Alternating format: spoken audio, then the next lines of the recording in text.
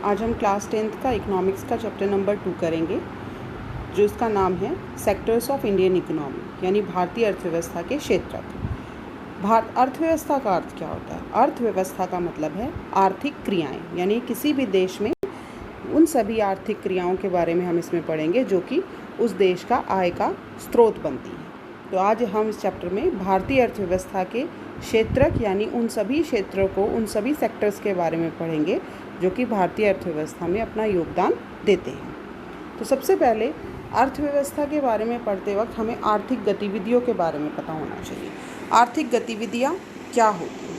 यानी ऐसे क्रियाकलाप जिनको करने पर जीवन यापन के लिए आय की प्राप्ति की जाती है। हर व्यक्ति अपने जीवन को चलाने के लिए कुछ ना कुछ काम करता है जिससे आय प्राप्त होती है, यानी वो सभी क्रियाएं, वो सभी काम जिनसे हमें आय की प्राप्ति होती है उसे हम आर्थिक गतिविधियां कहते हैं। अब भारत में जो अर्थव्यवस्था में क्षेत्र हैं, यानी वे सभी क्षेत्र जिनसे हमें आय की प्राप्ति होती है, उनको 3 क्षेत्रों में विभाजित किया जाता है: प्राथमिक क्षेत्रक, द्वितीय क्षेत्रक और तृतीय क्षेत्रक। ये इन सभी क्षेत्रकों के बारे में हमें इसमें पढ़ना है कि कौन कौन सी काम हैं या कौन कौन सी क्रियाएं हैं वो कौन से क्षेत्र में आती हैं। तो सबसे पहला है प्राथमिक क्षेत्र। प्राथमिक यानी प्राइमरी, प्राथमिक यानी प्रथम। जो सबसे पहले कौन सा क्षेत्र आता है? वह क्षेत्र जिसमें प्राकृतिक संसाधनों का प्रयोग करके वस्तुओं का उत्पादन किया जाता है। यानी इसमें हमने कोई मशीनरी का इस्तेमाल नहीं किया, मानव निर्मित वस्तुओं का इस्तेमाल नहीं किया। वह क्षेत्र जिसमें प्राकृतिक संसाधन, नेचुरल चीज़ों का प्रयोग करके ही हम वस्तुओं का उत्पादन करते हैं। और इसमें कृषि और उसके कृषि व सहायक क्षेत्रक भी कहा जाता है। यानी कृषि से जुड़ी जितनी भी क्रियाएं हैं, कृषि में ही पशुपालन भी आ जाता है। पशुपालन कृषि से जुड़ी क्रिया है। तो खेती करना यानी कृषि और पशुपालन दोनों ही प्राथमिक क्षेत्र की क्रियाएं हैं। तो प्राथमिक क्षेत्रक को कृषि क्षेत्रक भी कहा जाता है। उसके बाद आता है द्वितीयक क्षेत्रक। वह क्षेत्र जिसमें प्राथमिक क्षेत्रक से प्राप्त वस्तुओं को लेकर नई वस्तुओं का विनिर्माण किया जाता है। विनिर्माण यानी दोबारा से निर्मित की जाती हैं। यानी प्राथमिक क्षेत्र से वस्तुएं ली, यानी हमें द्वितीयक क्षेत्र वह क्षेत्र है जिसमें हमें कच्चा माल जो है वो प्राथमिक क्षेत्र यानी कृषि से मिलता है। जैसे कि कृषि, गन्ना उगाना प्राथमिक क्षेत्र की क्रिया है, लेकिन गन्ने से आगे हमें शुगर मिल में आके चीनी बनाना जो है वो द्वितीयक क्षेत्र की क्रिया है, क्योंकि चीनी बनाने के लिए जो वस्तु है वो हमने कहाँ से ली? प्राथमिक क्षेत्र से ली। इसे औद्योगिक क्षेत्र भी कहा जाता है। यानी जितने भी हमारे उद्योग से संबंधित क्रियाएं हैं वो सभी द्वितीयक क्षेत्र में आते हैं। जैसे कि खनन हमारी प्राथमिक क्षेत्र की क्रिया है, क्योंकि हमने ज़मीन से नेचुरल चीज़ें निकाली, प्राकृतिक संसाधन निकाले, परंतु उन सभी खनिजों का इस्तेमाल करके जो हम धातुएं बनाते हैं, धातुओं से बनी वस्तुएं बनाते हैं, वो सभी द्वितीयक क्षेत्र यानी औद्योगिक क्षेत्रक में आती हैं। तो इसमें सबसे मेन डिफरेंस यही है कि द्वितीयक क्षेत्र में हम प्राथमिक क्षेत्र से जो प्राप्त वस्तुएं हैं उनको कच्चे माल के रूप में इस्तेमाल करते हैं। फिर आ जाता है आपका तृतीयक क्षेत्रक। तृतीयक क्षेत्रक को सेवा क्षेत्र भी कहा जाता है। तो तृतीयक क्षेत्र या सेवा क्षेत्रक प्राथमिक व द्वितीयक क्षेत्र के लिए उत्पादन सहायक गतिविधियों में सहायता करता है। ये इसका मतलब क्या है कि प्राथमिक और द्वितीयक यानी कृषि और औद्योगिक क्षेत्र में जितनी भी उत्पादन सहायक गतिविधि यानी उनके उत्पादन में सहायता करने वाली जो गतिविधियां हैं वो कहाँ से आती हैं? सेवा क्षेत्रक से। सेवा क्षेत्रक में क्या आता है? आपका परिवहन आता है। इसमें परिवहन, आपका बैंक। तो परिवहन हमें प्राथमिक क्षेत्र में भी चाहिए। कृषि में आपने सामान लेके आना है, फर्टिलाइज़र्स लेके आने हैं आपने, और द्वितीयक क्षेत्र में मशीनों का आदान प्रदान करना है, बनी हुई वस्तुओं का आदान प्रदान करना है, तो उसमें परिवहन बहुत महत्वपूर्ण भूमिका निभाता है। इसी प्रकार बैंक हैं, कृषि क्षेत्र में भी लोन लिए जाते हैं, और आपके द्वितीयक क्षेत्र यानी औद्योगिक क्षेत्र में भी लोन लिए जाते हैं। तो बैंक यानी जो विभिन्न सेवाएं प्रदान करें, तो ये सभी क्षेत्र जो हैं वो तृतीयक क्षेत्र में आते हैं और इसे सेवा क्षेत्र भी कहा जाता है। सेवा क्षेत्रक में उत्पादन सहायक गतिविधियों के अतिरिक्त अन्य सेवाएं भी हो सकती हैं। यानी सहायक गतिविधियां तो हैं ही, प्राथमिक क्षेत्र में जिन भी सेवाओं की मदद से उत्पादन किया जाता है, कृषि में जिन भी सेवाओं, बिजली चाहिए उन्हें, परिवहन चाहिए, फर्टिलाइज़र्स चाहिए, खाद चाहिए, और इसी तरह द्वितीयक क्षेत्र यानी उद्योगों में मशीनें चाहिए। तो ये सभी चीज़ें जो हैं उन सभी में सेवा क्षेत्र जो है वो सहायक गतिविधियां करता है। उसके साथ ही जितने भी हमारे डॉक्टर, वकील आदि की सेवा है, कॉल सेंटर है, सॉफ्टवेयर वगैरह, कंप्यूटर वगैरह बनाना, ये सभी भी सेवा क्षेत्रों में ही आते हैं। तो ये सभी गतिविधियां जो हैं वो हमारे तृतीयक क्षेत्र यानी सेवा क्षेत्र में आती हैं। अब क्वेश्चन होता है कि इन तीनों क्षेत्रों में सबसे अधिक महत्वपूर्ण कौन सा है। पर अगर आप देखें तो तीनों ही क्षेत्र जो हैं एक दूसरे पर इंटरडिपेंडेंट है, एक दूसरे पर निर्भर हैं। जैसे कि अगर प्राथमिक क्षेत्र नहीं होगा तो द्वितीयक क्षेत्र को कच्चा माल प्राप्त नहीं होगा, और अगर तृतीयक क्षेत्र नहीं होगा, सेवा क्षेत्र, तो उन्हें उत्पादन सहायक गतिविधियां करने के लिए साधन कहाँ से मिलेंगे। तो प्राथमिक और द्वितीयक तृतीयक क्षेत्र पर निर्भर करता है। इसी प्रकार प्राथमिक क्षेत्र पर भी दोनों द्वितीयक और तृतीयक क्षेत्र निर्भर करते हैं, क्योंकि उन्हें कच्चा माल जो है वो प्राथमिक क्षेत्र से ही प्राप्त होता है। अब भारत को जैसा कि बताया गया है कृषि प्रधान देश है, तो भारत में जो है कृषि का जो है योगदान अर्थव्यवस्था में अधिक है। यानी भारत में प्राथमिक क्षेत्र का योगदान अधिक है। अगर आप दूसरे देशों से इसको कंपेयर करेंगे तो आप देखेंगे कि जितने भी विकसित देश हैं उन सभी में की अर्थव्यवस्था में तृतीयक क्षेत्र का योगदान अधिक होता है, यानी सेवा क्षेत्र का योगदान अधिक होता है। तो अगर आप विकासशील और विकसित देश में अंतर स्पष्ट करेंगे तो उसमें आप ये लिख सकते हैं कि विकासशील देशों में की अर्थव्यवस्था में प्राथमिक क्षेत्र का योगदान अधिक होता है, जबकि विकसित देशों की अर्थव्यवस्था में तृतीयक क्षेत्र का योगदान अधिक होता है। इसके बाद जितने भी हमारे क्षेत्र हैं या उद्योग हैं उनको दो प्रकार में बांटा जाता है, एक सार्वजनिक क्षेत्र के उद्योग और एक निजी क्षेत्र। यानी सार्वजनिक क्षेत्र में अधिकांश परिसंपत्तियां यानी प्रॉपर्टी पर सरकार का स्वामित्व होता है और सरकार ही सभी सेवाएं उपलब्ध करवाती है। यानी वो सभी संपत्तियां जिन पर सरकार का अधिकार हो और सरकार ही सेवाएं, जैसे बैंक हैं, बैंक आपके सार्वजनिक क्षेत्र के बैंक भी हैं और निजी क्षेत्र के भी बैंक होते हैं। तो सार्वजनिक क्षेत्र की वो सभी परिसंपत्तियां जिन पर सरकार का स्वामित्व होता है वो सभी सार्वजनिक क्षेत्र के अंतर्गत आती हैं। इसके बाद है निजी क्षेत्र। निजी क्षेत्र में वे परिसंपत्तियां आती हैं जिनका स्वामित्व और सेवाओं का वितरण एक व्यक्ति या कंपनी के हाथों में होता है। तो इसका एक रिलायंस जैसे है, रिलायंस जो है वो निजी क्षेत्र की कंपनी है। और सार्वजनिक क्षेत्र में जो है वो आपकी ऑयल कंपनी आ गई, ठीक है ना, ऑयल इंडिया लिमिटेड है वो आपकी, और आपकी स्टील की कंपनी आ गई है। तो ये सभी जो क्षेत्र हैं वो सार्वजनिक क्षेत्र में आते हैं, और निजी क्षेत्र में जिनका अधिकार जो है कुछ व्यक्तियों के हाथ में होता है उन्हें निजी क्षेत्र की परिसंपत्तियां कहा जाता है। अब ये आपने फर्स्ट चैप्टर में भी पढ़ा था, सकल घरेलू उत्पाद। सकल घरेलू उत्पाद क्या होता है, यानी GDP, ग्रॉस डोमेस्टिक प्रोडक्ट। अब अगर आप देखेंगे तो प्राथमिक क्षेत्र में अगर कोई, जैसे गन्ने का हमने एग्जाम्पल लिया कि गन्ना हमने उत्पादित किया, उसी गन्ने को हमने चीनी बनाने के लिए द्वितीयक क्षेत्र में कच्चे माल के रूप में प्रयोग किया। तो हमने जब सकल घरेलू उत्पाद होता है किसी एक वर्ष में हर क्षेत्र में जो भी उत्पादन हुआ है उन सभी वस्तुओं का मूल्य जो है वो उस देश का सकल घरेलू उत्पाद कहलाता है। यानी किसी विशेष वर्ष में प्रत्येक क्षेत्रक द्वारा उत्पादित अंतिम वस्तुओं व सेवाओं का मूल्य उस वर्ष में देश के कुल उत्पादन की जानकारी प्रदान करता है। कुल उत्पादन यानी किसी देश का कुल उत्पादन यानी सकल घरेलू उत्पाद।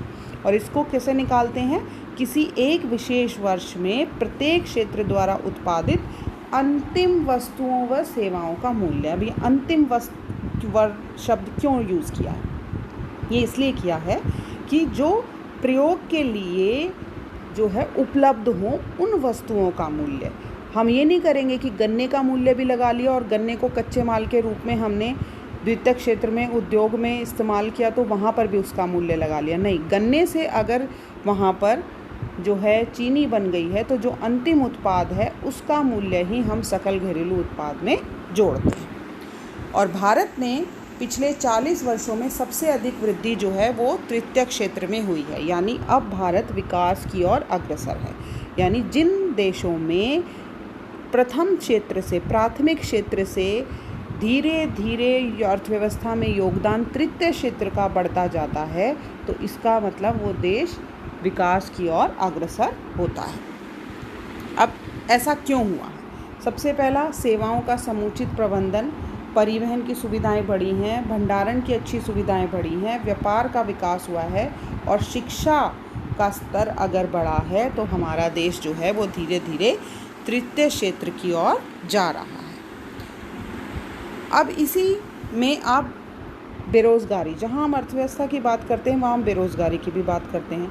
तो एक अल्प बेरोज़गारी क्या होती है? बेरोज़गारी के कई प्रकार होते हैं। अल्प बेरोज़गारी, इसे प्रच्छन्न या छिपी हुई बेरोज़गारी भी कहते हैं। प्रच्छन्न यानी छिपी हुई बेरोज़गारी, यानी देखने में तो ऐसा लगे कि सभी व्यक्ति काम में लगे हुए हैं परंतु उन व्यक्तियों की उस काम में आवश्यकता भी ना हो तब भी वो उस काम में लगे हुए हैं, यानी ये अल्प बेरोज़गारी है। यानी अगर हम इसका एक प्रच्छन्न यानी छिपी हुई बेरोज़गारी का सबसे अच्छा उदाहरण जो है वो कृषि है। कृषि ऐसा क्षेत्र है यहाँ अगर हम कुछ लोगों को कृषि क्षेत्र से हटा भी दें तो उत्पादन में विशेष प्रभाव जो है नहीं पड़ता है। किसी एक परिवार के सभी लोग कृषि में लगे होते हैं लेकिन अगर वहाँ से हम 2 लोगों को हटा भी दें तो भी वो उतना ही उत्पादन, उतनी ही फसल उगाते हैं। तो यानी उन 2 लोगों को हटाने से भी कृषि के उत्पादन में कोई असर नहीं पड़ता। ऐसी स्थिति को हम प्रच्छन्न या छिपी हुई बेरोज़गारी कहते हैं, जब देखने में तो हमें लगे कि व्यक्ति काम में लगे हुए हैं परंतु अगर हम उन्हें हटा भी दें तो उत्पादन पर कोई प्रभाव नहीं पड़ता। और इस छिपी हुई प्रच्छन्न बेरोज़गारी का सबसे अच्छा उदाहरण जो है वो है कृषि।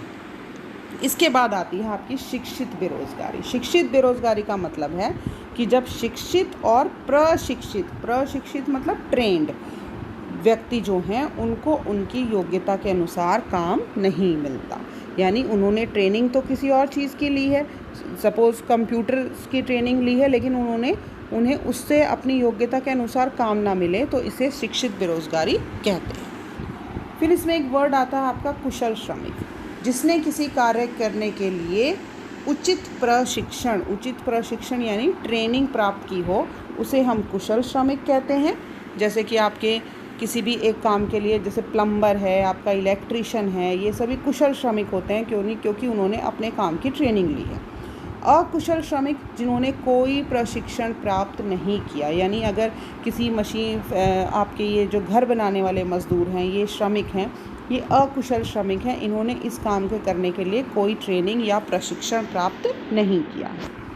अब प्रत्येक क्षेत्र में जो इकाइयाँ होती हैं वो 2 और प्रकारों में बांटी जाती हैं, जिसे हम संगठित और असंगठित क्षेत्र कहते हैं। संगठित क्षेत्र में वे सभी कार्य या उद्योग आते हैं जहाँ की रोज़गार की अवधि निश्चित हो, यानी जहाँ पर आपके काम करने के घंटे निश्चित हों, आपको समुचित सुविधाएं दिए जाते हैं, सरकार द्वारा जो नियम बनाए गए हैं उनका पालन किया जाता है, उन्हें कहते हैं संगठित क्षेत्र। यानी ये सरकार द्वारा पंजीकृत होते हैं, यानी ऐसे उद्योग जो सरकार में पंजीकृत होते हैं और सरकार द्वारा निर्धारित नियमों का अनुपालन करते हैं। वहाँ पर काम करने वाले लोगों को सुविधाएं प्रदान की जाती हैं, उनके रोज़गार की अवधि निश्चित होती है, उन्हें आप कभी भी रोज़गार से हटा नहीं सकते, काम करने के घंटे निश्चित होते हैं। तो ऐसे सभी उद्योग जो हैं वो संगठित क्षेत्र में आते हैं।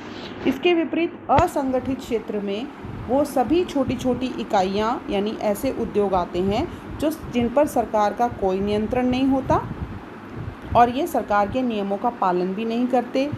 वहाँ पर काम करने की सुविधाएं भी उपलब्ध नहीं होती और ना ही काम करने के घंटे निश्चित होते हैं। ऐसे सभी क्षेत्रों को असंगठित क्षेत्र कहा जाता है। अब जैसा कि मैंने बताया था, सकल घरेलू उत्पाद में जो है केवल अंतिम वस्तुओं और सेवाओं का मूल्य ही जोड़ा जाता है। ऐसा क्यों किया जाता है? ऐसा दोहरी गणना की समस्या से बचने के लिए किया जाता है। ये समस्या तब उत्पन्न होती है जब राष्ट्रीय आय की गणना के लिए सभी उत्पादों के उत्पादन का मूल्य जोड़ दिया जाता है, ना कि अंतिम वस्तुओं का मूल्य, क्योंकि ऐसा करने से इसमें कच्चे माल का मूल्य भी जुड़ जाता है। अतः केवल अंतिम उत्पाद के मूल्य की ही गणना की जानी चाहिए। तो सकल घरेलू उत्पाद में अंतिम जो उत्पाद है, अंतिम सेवाएं हैं, अंतिम वस्तुओं के मूल्य को ही केवल उसमें जोड़ा जाता है।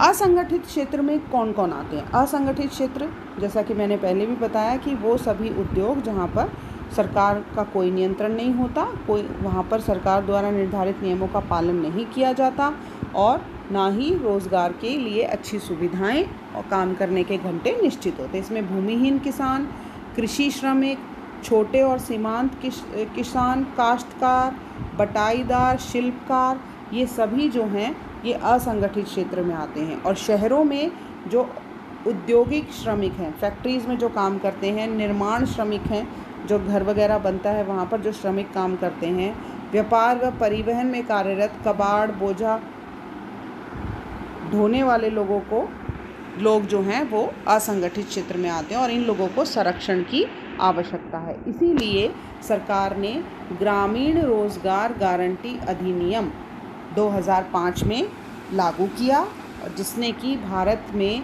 काम का अधिकार लागू करने का एक कानून बनाया गया। तो ये आपसे क्वेश्चन पूछा जाता है कि केंद्र सरकार ने काम का अधिकार लागू करने के लिए कौन सा कानून बनाया? ग्रामीण रोजगार गारंटी अधिनियम 2005।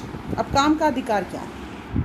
काम का अधिकार है कि जो सक्षम हैं और ज़रूरतमंद बेरोज़गार ग्रामीण लोगों को प्रत्येक वर्ष 100 दिन के रोज़गार की गारंटी सरकार के द्वारा दी जाए और असफल रहने पर बेरोज़गारी भत्ता दिया जाए। यानी जो सक्षम है और ज़रूरतमंद बेरोज़गार लोग हैं, ग्रामीण लोग हैं, उन्हें वर्ष में कम से कम 100 दिन के रोज़गार की गारंटी जो है वो सरकार के द्वारा दी जाए। तो ऐसे ही जो काम करते हैं वो है आपका एक मनरेगा। मनरेगा जो है वो इसी प्रकार जो ग्रामीण क्षेत्र के लोग हैं उनके लिए रोज़गार इसमें रजिस्टर कराने से उनको रोज़गार की प्राप्ति होती है। अब 3 क्षेत्रों के बारे में हमने पढ़ा, प्राथमिक क्षेत्र, द्वितीयक क्षेत्र और तृतीयक क्षेत्र।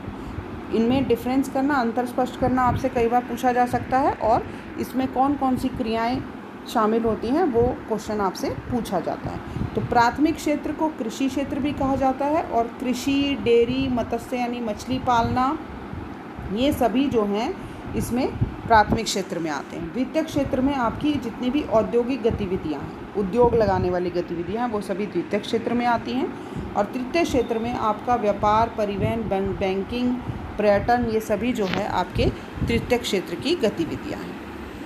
अब आप इस चार्ट से देखेंगे कि भारत में 1971-72 और 2011-12 प्राथमिक क्षेत्र जो है पहले 40% था और अब केवल घटकर प्राथमिक क्षेत्र का भारतीय अर्थव्यवस्था में योगदान 15% हो गया है। द्वितीय क्षेत्र में कोई बदलाव नहीं आया है, वो उतना ही है।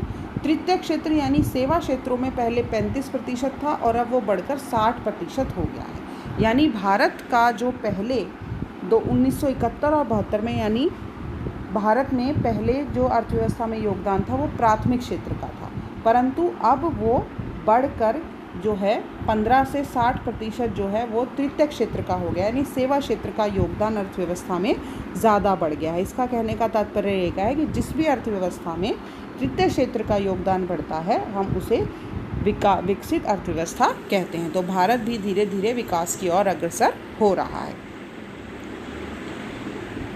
रोजगार में जैसा कि हमने उसमें पढ़ा कि भारत में पहले भारत एक कृषि प्रधान देश रहा है, तो आप देखेंगे कि करीब 74% लोग जो हैं वो प्राथमिक क्षेत्र यानी कृषि में ही जो है अपना उनका आय का साधन रहा है, परंतु अब वो घटकर 49% रह गया है। द्वितीय क्षेत्र यानी उद्योगों में पहले केवल 11% लोग कार्य करते थे, अब वो 24 हो गए हैं और तृतीय क्षेत्र में भी 15 से 27 हो गए हैं। तो इसमें अभी हमें और ज़्यादा जो है विकास करने की आवश्यकता है।